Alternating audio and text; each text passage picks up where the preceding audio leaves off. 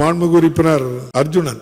மாண்புமிகு பேரவைத் தலைவர் அவர்களே, திண்டிவனம் சட்டமன்ற தொகுதி திண்டிவனம் நகராட்சி வார்டு 26 நாகலாபுரம் ஜார்ஜ் புண்ணியா தெருவு அமைந்திருந்த பாலம் 2020 ஆண்டு பெய்த கனமழையால் முழுவதும் சேதமடைந்தது. இதனால் அந்த பாலத்தை தினமும் பயன்படுத்தும் நூற்றுக்கான பள்ளி கல்லூரி செல்லும் மாணவிகள், ஆயிரக்கான பொதுமக்களும் சிரமப்படுகிறார்கள். இது குறித்து 2021 ஆண்டு மானிய கோரிக்கை எனது உரையில் இந்த கோரிக்கையை பதிவு செய்தேன். தொடர்ந்து மாண்புமிகு அமைச்சர் அவர்களிடம், துறை செயலாளர் மற்றும் நகராட்சி நிர்வாகத்துறை இயக்குனர் அவர்களிடம் கடிதம் அளித்தேன்.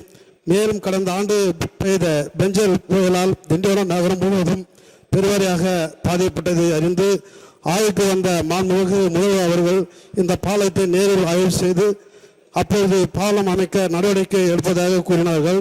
ஆனால் இதுவரை எந்தவித நடவடிக்கையும் எடுக்கவில்லை.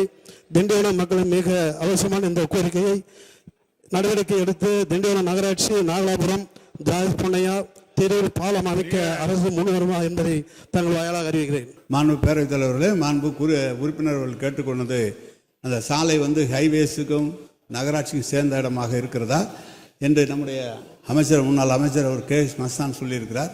எந்த சாலை என்று குறிப்பிட்டு எழுதி தருவீர்களானால் அந்த பாலமும் கட்டி இந்த சாலையும் செய்வதற்குரிய, ஏனென்றால் இந்த ஆண்டு பல இடங்களிலே சாலைகள் போடுவதற்காக கூடுதலாக நிதி கிட்டத்தட்ட 850 கோடியை நம்முடைய முதலமைச்சர் வழங்கியிருக்கிறார்.